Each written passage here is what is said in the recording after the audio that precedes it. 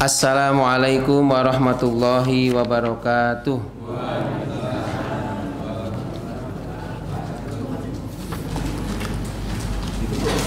Mari sebelum kita mulai, kita awali terlebih dahulu dengan bersama-sama membaca Raditu Bittahadat dan Raditu Billah.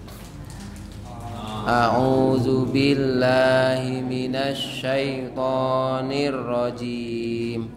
Bismillahirrahmanirrahim. Asyhadu an la ilaha illallah wa asyhadu anna Muhammadan abduhu wa rasuluh. Raditu billahi robba wa bil islami dina wa bi Muhammadin nabiyya wa rasula. Rabbi zidni ilma warzuqni fahma. Amin. Alhamdulillahi rabbil alamin alladzi faddalana ala katsirin min ibadihil mu'minin. Asyhadu an la ilaha illallah wahdahu la syarikalah wa asyhadu anna Muhammadan abduhu wa rasuluh la nabiyya ba'dah. Allahumma sholli ala sayyidina Muhammad salatan taj'aluna biha min ahlil ilmi zahiran wa batinan wa tahsyuruna bi'ibadikas sholihin fid dunyana wa ukhrana wa ala alihi wa sahbihi wa sallim. Amma ba'd. Rabbi shrahli sadri wa yassirli amri wahlul 'uqdatam min lisani yafqahu qawli. Allahumma barik lana fi rajaba wa sya'bana wa ballighna Ramadan. Amin. Hadirin jamaah pengawasan rutin kajian malam Rabu Pasolatan Masjid Nurul Huda 19 Londong rahimakumullah. Mari kita panjatkan syukur alhamdulillah atas limpahan nikmat Allah pada malam hari ini ba'da salat maghrib. Insyaallah kita akan mengisi dengan thalabul ilmi sampai menjelang adzan isya. Di samping kita bersyukur atas nikmat-nikmat Allah lainnya yang kita rasakan. Salawat dan salam semoga Allah tetap curahkan kepada junjungan kita Nabi Muhammad sallallahu alaihi wasallam.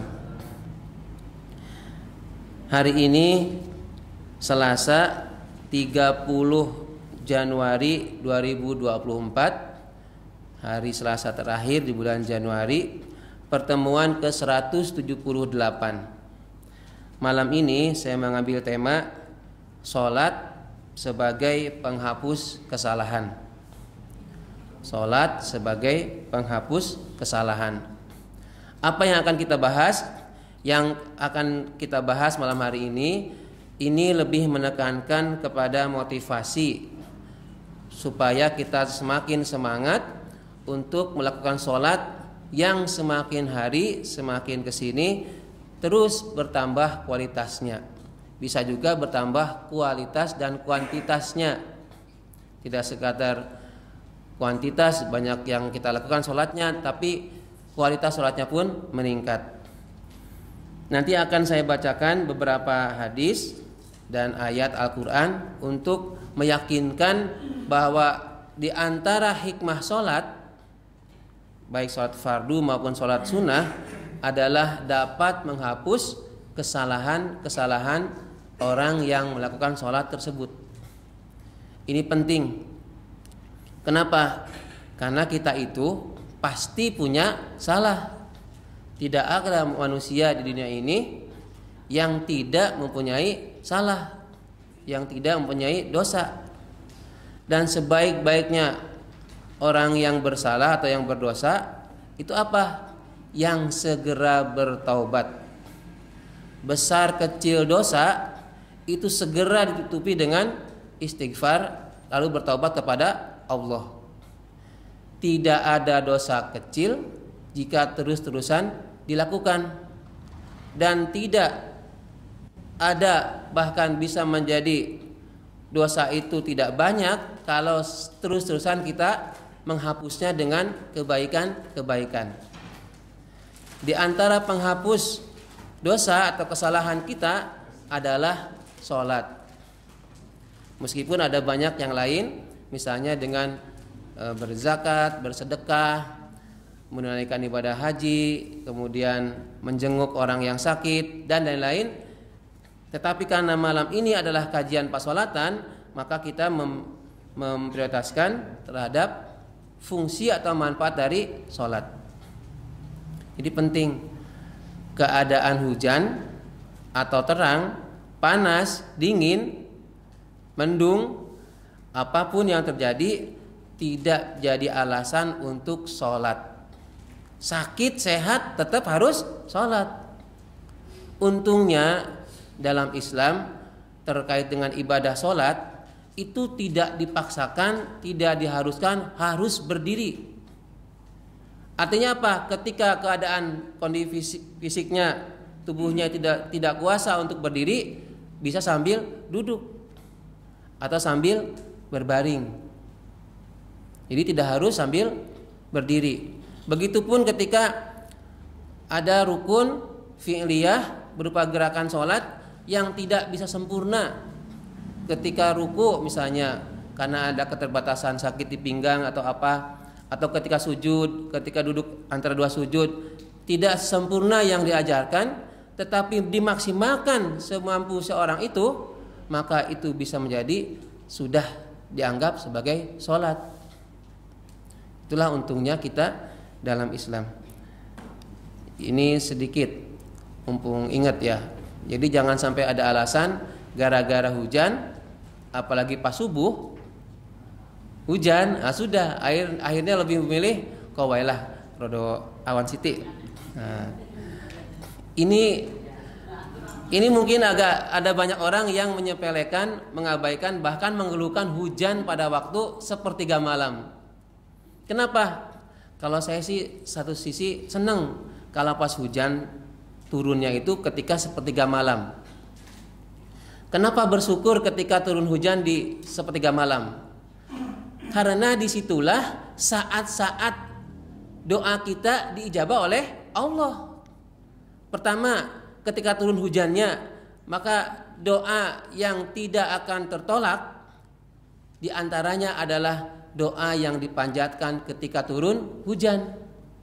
Lalu sepertiga malam itu adalah apa? Waktu yang kata Allah, kalau ada orang yang meminta, aku kasih. Kalau ada yang minta, kalau dia berdoa, aku kabulkan. Kalau dia mohon ampun, dia diampuni. Maka apa? Itu kesempatan emas kalau turun hujan ketika menjelang subuh. Sekarang jam 4 lebih 16 ya. Intip dulu. Lebih 18 ya, lebih 18. Misalnya jam setengah 4 hujan, segera bangun. Alhamdulillah hujan. Ini saat-saatnya untuk doa. Mohon kepada Allah doa sebanyak-banyaknya. Apa yang kita butuhkan panjatkan. Karena di saat hujan itulah, di saat sepertiga malam itulah doa-doa kita itu berpeluang besar dikabulkan. Ayo yang punya hajat apa? Silahkan berdoa. Selama doanya bagus untuk kebaikan diri sendiri, untuk keluarga dan kaum muslimin, maka apa? Panjatkan. Tapi jangan doa yang enggak baik. Misalnya ada si fulan misalkan tetangga atau saudara atau lawan bisnis itu ya, mau ada hajat, berdoa yang kurang bagus, ya Allah mudah-mudahan Kau turunkan hujan hari ini full. Nah, itu jangan ya. Kenapa? Itu kan bisa membuat orang yang punya hajat jadi agak kurang leluasa, kurang nyaman. Sudah biarkan aja hujan itu urusannya Allah. Gak usah ngatur-ngatur, kehendaknya, iradatnya Allah. Gitu ya. Sekarang ambil napas dulu. Ada 4 hadis yang menegaskan tentang sholat itu dapat menghapus kesalahan. Ini sudah beberapa saya sampaikan ya dalam beberapa pengajian atau pertemuan sebelumnya. Yang pertama, araitum law anna naharon bibabin ahadikum yaghtasilu fihi kulla yawmin khamsan ma taqulu zalika yubki min daranih qalu la yubki min daranih syai'an qala fadzalika mislu shalawatil khams yamhullahu bihal khotoya. Ini menegaskan, hadis ini menegaskan bahwa sholat 5 waktu itu dapat menghapus dosa-dosa. Diibaratkan, apa kamu pernah lihat, membayangkan ada sungai yang mengalir di depan rumah-rumah kalian. Kemudian kamu setiap hari 5 kali membersihkan badanmu. Apa yang kamu ucapkan? Apakah akan ada tersisa kotoran-kotoran? Maka apa? Qalu la yubki min daroni syai'an. Ini kata para sahabat, tidak akan ada sisa kotoran-kotoran karena setelah mandi atau membersihkan diri lewat di sungai itu, naharon itu. Qala, kata Nabi, fadzalika mislu shalawatil khams yamhullahu biha khotoya. Demikian juga perumpamaan solat yang 5 waktu itu akan yamhullahu, Allah akan menghapus khotoya, kesalahan-kesalahan. Kalau dibuat kalimat pasifnya, dosa-dosa akan dihapus oleh Allah. Jadi kalau Bapak Ibu melaksanakan sholat yang 5 waktu, ini tidak disebutkan apakah harus khusyuk atau harus bagaimana, tidak disebutkan. Yang penting sholat dulu aja. Sholat yang 5 waktu dikerjakan, maka apa? Yamhullahul khotoya, Allah akan menghapus dosa-dosa. Allah akan menutupi kesalahan-kesalahan yang sudah diperbuat oleh orang yang sholat tersebut. Ini yang dimaksud as-sholawatil khams. Sholat yang 5 itu maksudnya sholat fardu yang 5 waktu, yaitu isya, subuh, zuhur, asar, maghrib. Jadi yang 5 waktu ini dilakukan. Silahkan Bapak Ibu. Ini sepertinya sepele kan? Tetapi ternyata apa? Orang yang sholat saja itu dapat menghapus kesalahan-kesalahan. Jadi kalau ada orang yang merasa dia itu punya salah, punya dosa, kok enggak mau sholat, lantas dia mau mendapatkan penghapusan dosanya dari mana? Nanti dosanya malah bertambah. Kalau ibarat kotoran baju ya, baju itu kan kalau ada kotoran dibiarkan aja, selama masih kelihatan warnanya gitu, pada ada debu, ada bekas pipis, ada bekas, dibiarkan kotoran, maka apa? Lama kelamaan itu akan rusak itu kainnya, baunya tidak, aroma yang tercium juga tidak bagus. Maka apa? Sering dicuci. Apalagi kalau dipakai untuk yang berkeringat. Maka apa? Sering dicuci. Itu ibaratnya sholat yang 5 waktu, kalau Bapak Ibu hadirin rahimakumullah lakukan, yamhullahu bihal khotoya, Allah akan menghapuskan dengan sholat-sholat 5 waktu itu al khotoya, kesalahan-kesalahan. Jenengan percaya boten? Percaya alhamdulillah. Ini hadis sahih Bukhari yang menyampaikan itu Kanjeng Nabi. Kata Nabi, mislu sholawatil khams yamhullahu bihal khotoya. Kalau yang mengucapkan, yang menyampaikan adalah Rasulullah SAW, maka kita langsung sami'na wa ata'na. Jangan sampai kita tidak mempercayai atau membantah apa yang disampaikan oleh Kanjeng Nabi. Kalau di dunia ini, di lingkungan kita misalnya, ada orang yang bicara sesuatu, itu ditafsirkannya orang lain adalah kebalikan.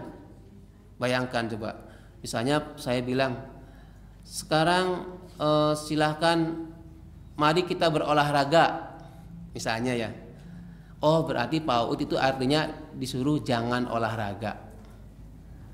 Saking apanya? Saking ada orang itu terbiasa kalau ngomong itu suka kebalikannya. Ya kontradiksi ya, kontroversi terus. Jangan sampai, ini kan Kanjeng Nabi yang menyampaikan. Maka apa? Yakini, alhamdulillah ini kabar baik bagi kita semua bahwa kalau kita sholatnya munfarid sendirian maupun jamaah, yamhullahu bihal khotoya, bisa menghapus kesalahan-kesalahan kita. Bu, Bapak Ibu, dosa kita tuh banyak, Bu. Gak bakal kehitung ya. Gak bakal bisa kita catat saking banyaknya. Tetapi nikmat Allah, rahmat Allah itu lebih besar lagi. Makanya jangan putus asa bagi siapapun di antara kita yang dulu punya masa lalu banyak dosa. Jangan pesimis, jangan putus asa dengan ampunannya Allah. Walai tayasu mir rohillah, atau wala taqnutu mir rahmatillah. Jangan putus asa dengan rahmatnya Allah dan jangan putus harapan dari rahmatnya Allah. Mesti rahmatnya Allah itu lebih besar dibandingkan banyaknya dosa-dosa yang kita perbuat.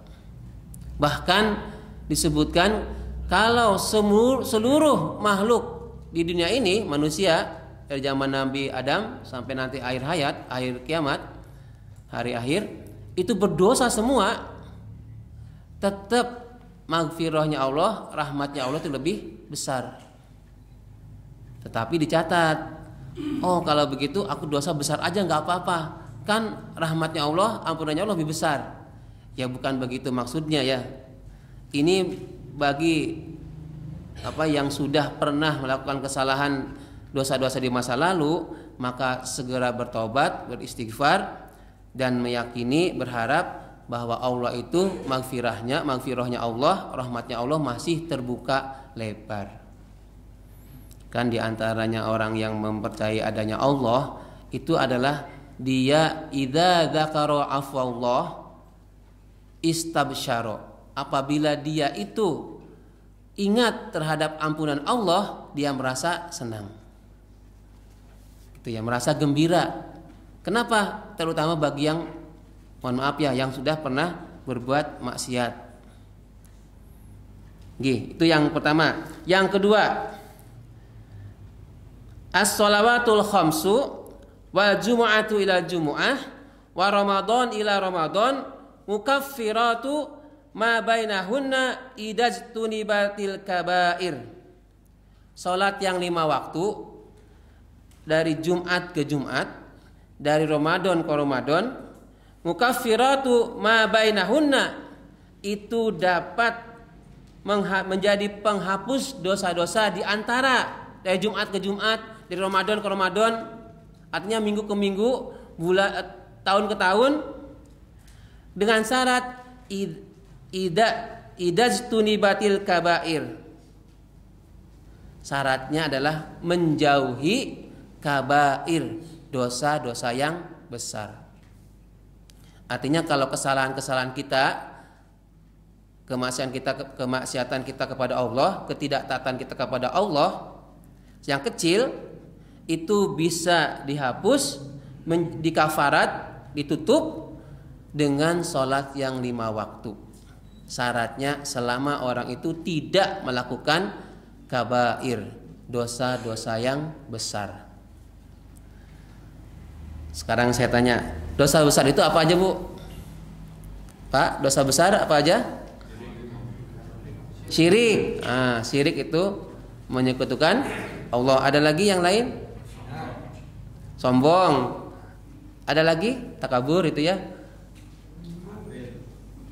Apa? Molimo. Ya. Jadi tadi kan saya sampaikan tidak ada dosa kecil kalau dia sering dilakukan terus menerus. Ini menjadi dosa besar. Ya. Tetapi ini saya merujuk kepada hadis ya. Di antara dosa-dosa besar itu banyak, terutama syirik. Tapi ini saya mengutip satu hadis aja dulu tentang dosa besar. Ditanyakan apa itu minal kabair, tentang dosa-dosa besar. Ini intermezzo ya. Maksudnya agak keluar dari tema ini, tapi ada bahasan tentang kabair, dosa-dosa besar sebagai pengingat kita. Apa itu? Minal kabair syatmur rajul walidai. Di antara dosa-dosa besar itu adalah mencela seorang laki-laki yang mencela ayahnya atau orang tuanya. Ada tidak seorang anak yang mencela ayahnya? Ada dan tidak sedikit. Sampai bukan hanya mencela, bahkan ada yang sampai tega membunuh. Coba kalau lihat berita yang khususnya pas berita kriminal, itu ada aja kejadian yang di luar nalar kita. Ada anak yang membunuh orang tua gara-gara tidak mau dibelikan, tidak mau motor misalnya, atau yang lain. Jadi kemudian ditanya oleh para sahabat, apa iya ana wong sing mencela orang tuanya sendiri? Ada, kata Nabi. Siapa itu? Nah, ini mungkin nggak sadar juga. Ini menjadi dasar alasan seorang guru ketika mengingetin pembulian di depan anak-anak. Nah, yaitu apa? Yasubbul abar rajuli payasubbu rajulu abahu. Wa yasubbu ummahu payasubbu ummahu.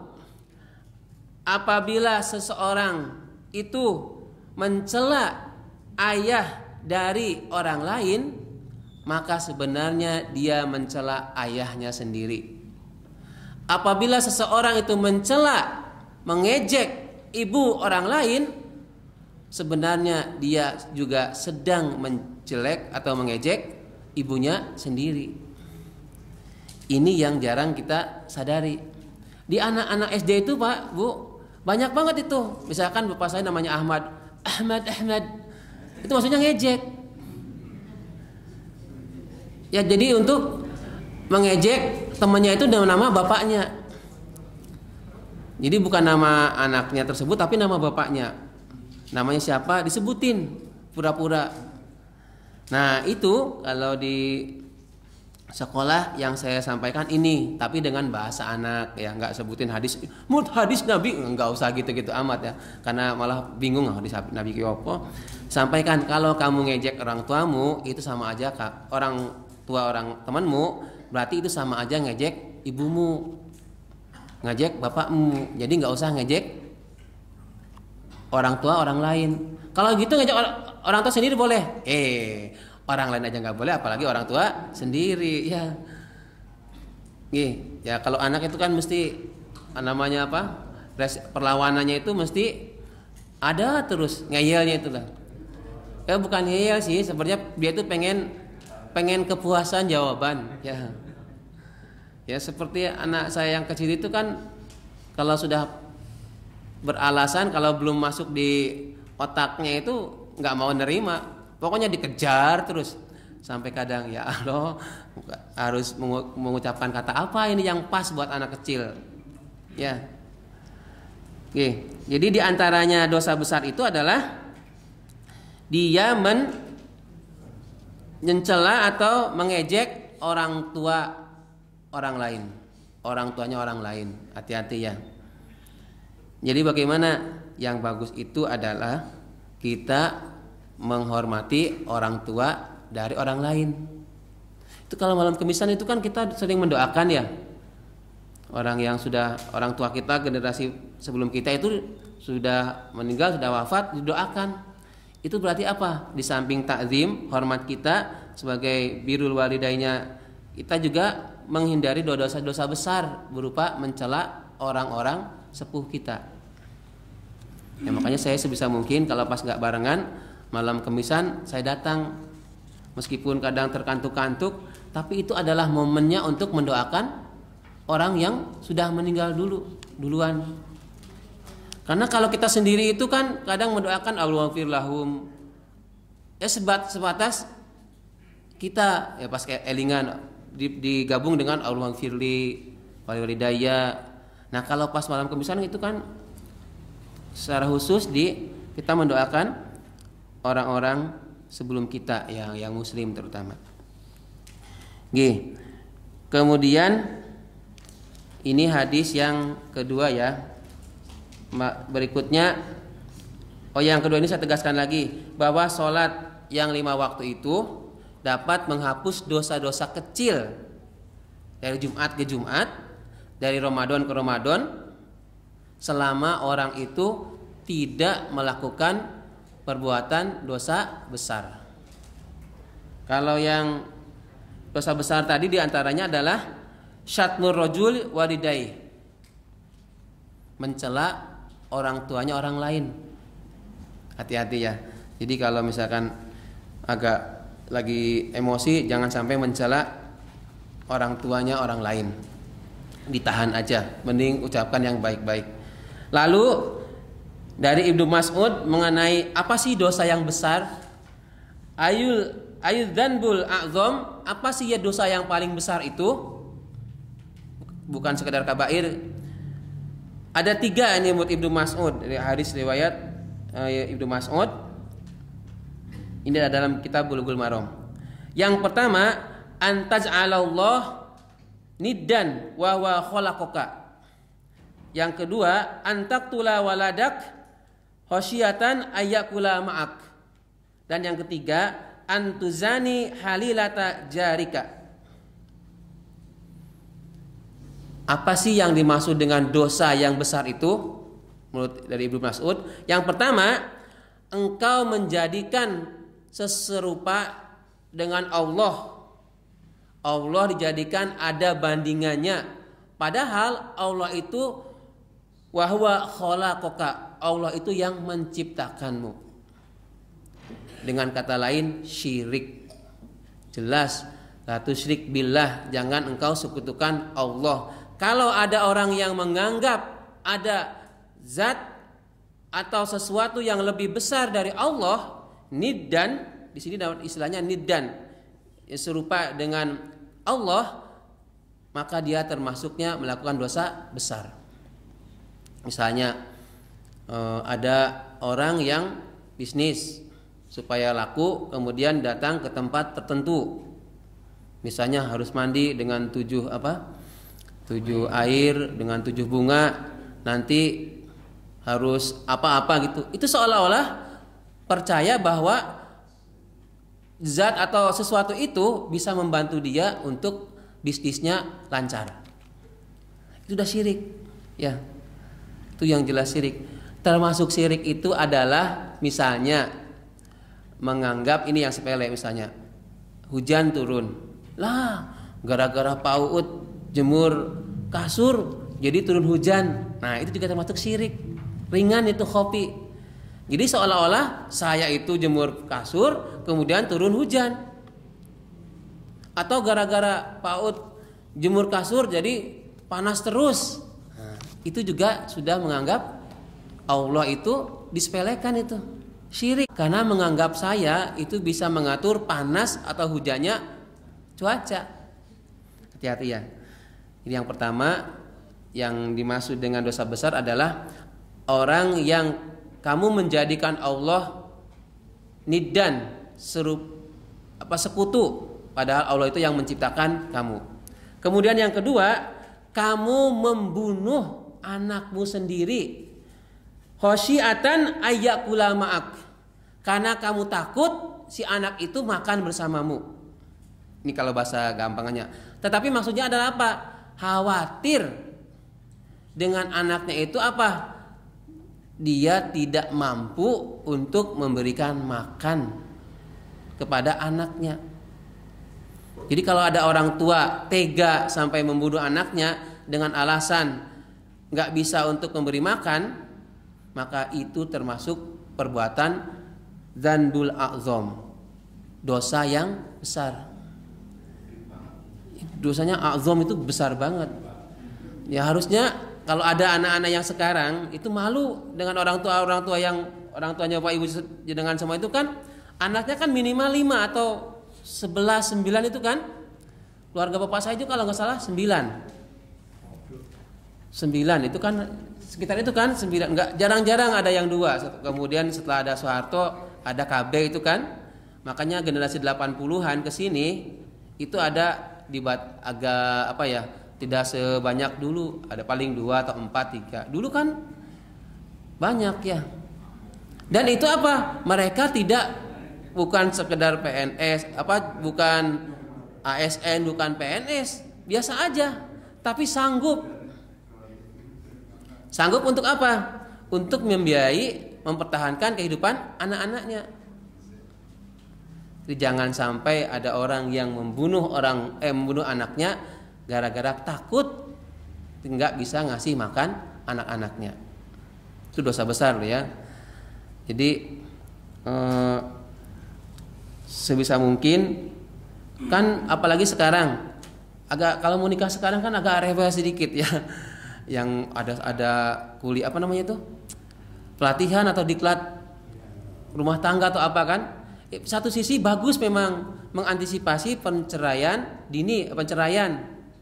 Jadi kan kalau sudah nikah ya sudah sampai hayat, yang misalkan itu kematian ya. Jadi baru sebentar, setahun 2 tahun cerai, terus nikah lagi, ganti lagi. Nah, itu kan seolah-olah tidak mengindahkan tentang sakinah mawadah warahmah ya. Nggih. Antaktula waladak khasyata ayyakula ma'ak. Kamu membunuh anakmu karena kamu takut anakmu itu ikut makan sama kamu. Oke. Yang ketiga termasuk dzanbun a'zam adalah antuzani halilata jarik, yaitu seorang yang berzina dengan istri tetangganya. Kalau gitu laki-laki, bapak-bapak, ini hati-hati, ini kalimatnya adalah antuzani. Taknya di sini adalah untuk ke perempuan. Jadi perempuannya dulu yang ngajak. Hati-hati ibu ya. Kalau ada yang tetangga seganteng apapun, suaranya mantap seperti Tom Lembong gitu ya, atau gantengnya, jangan sampai tertarik apalagi sampai berzina. Kenapa? Termasuk dosa besar antuzani halilat jarik, yaitu berzina dengan istri tetangga. Bukan laki-lakinya ini. Berarti kalau di sini awalnya itu dari si perempuannya yang mengajak. Antuzani, bukan ayuzani. Ya. Jadi pokoknya singkatnya adalah jangan berzina. Sudah, jangan berzina, mau dengan istri orang lain, dengan tetangga, atau pokoknya jangan berzina.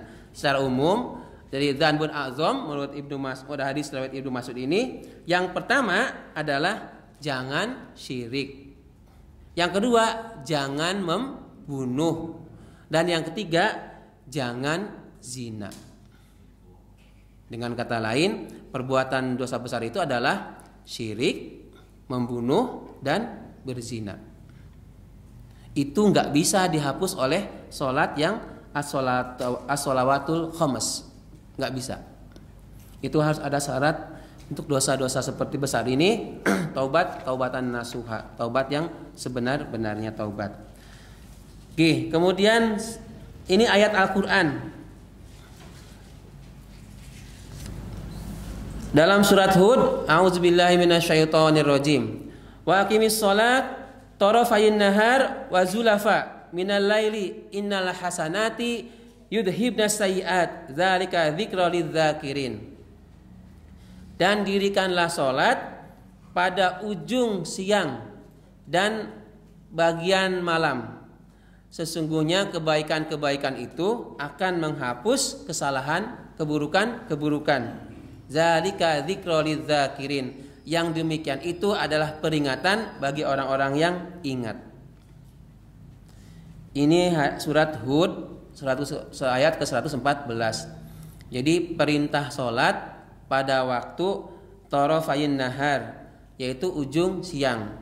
Yang dimaksud dengan ujung siang dalam beberapa syarah hadis ini, tafsir ayat ini adalah yaitu subuh dan maghrib. Ya, subuh dan maghrib. Jadi kan itu siang. Kemudian subuh dan asar ya. Ada yang disebut zuhur. Wa zulafa minal lail, dan bagian dari malam, yaitu maghrib dan isya.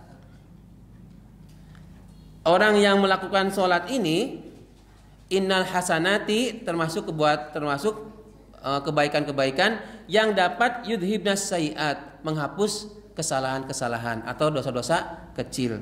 Dzalika dzikrul lidzakirin. Ini adalah peringatan bagi orang-orang yang zakirin, ingat kepada Allah. Jadi apa?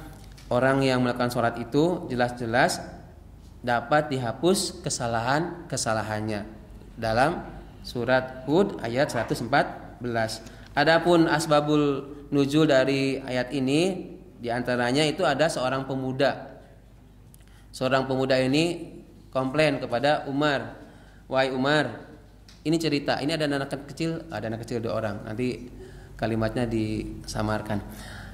Ada seorang pemuda, kemudian apa? Dia mendatangi Umar, laporan, saya sudah berbuat salah, dosa. Apa dosamu itu? Dia itu gini, ada seorang perempuan, dia datang ke seorang perempuan, kemudian jualan itu ya. Si pemuda ini lihat pedagang perempuan itu jualan, kok bukan yang dagangannya yang dilihat, malah orangnya tertarik. Lalu orang ini ngajak si perempuan itu masuk ke sebuah ruangan. Di sana laki-laki ini berbuat seperti yang ia lakukan seperti layaknya seorang suami istri, tapi tanpa jima. Lalu laporan, ngadu kepada Umar, wah kamu celaka kamu. Terus nggak terima dia, lapor kepada Kanjeng Nabi. Ketika menghadapi Nabi, lalu apa? Dibiarkan orang itu karena Nabi menunggu keputusan dari Allah. Ini orang seperti diapain? Maka turunlah ayat ini. Di antaranya adalah disuruh sholat. Jadi kalau ada orang yang sudah berbuat kesalahan, ini kalau bahasa kitanya itu mesum ya, tapi belum tidak sampai berhubungan badan, maka apa? Disuruh sholat. Disuruh sholat yang aqimis sholat torafain nahar wazulafan minal lail, yaitu gampangannya suruh sholat selamanya, maksudnya yang 5 waktu. Ada yang menyebut bahwa ayat ini turun sebelum diwajibkannya sholat yang 5 waktu. Jadi sebelum Isra Mi'raj. Isra Mi'raj kan tanggal 8 ya. Nah, tanggal 27 Rajab. Nah, ayat ini ada yang menyebutnya turun sebelum peristiwa Isra Mi'raj atau belum diperintahkannya sholat yang 5 waktu. Karena dulu itu sholat malam itu sifatnya wajib, terutama bagi Nabi, tapi bagi umatnya tidak. Kemudian akhirnya yang diwajibkan adalah 5 waktu. Yang dulu pernah saya sampaikan tentang sejarah sholat ya, yang 5 waktu itu dari 50 sampai ketemu 5 waktu. Kemudian kata si pemuda, ada orang bertanya setelahnya ayat ini berturun, wahai Rasul, apakah ayat ini khusus untuk orang yang tadi itu, si pemuda tadi? Kata Rasul, tidak. Hadalahu khosoh, kata si orang-orang itu, kata Nabi, faqala bal linnasi kulluhum ammah.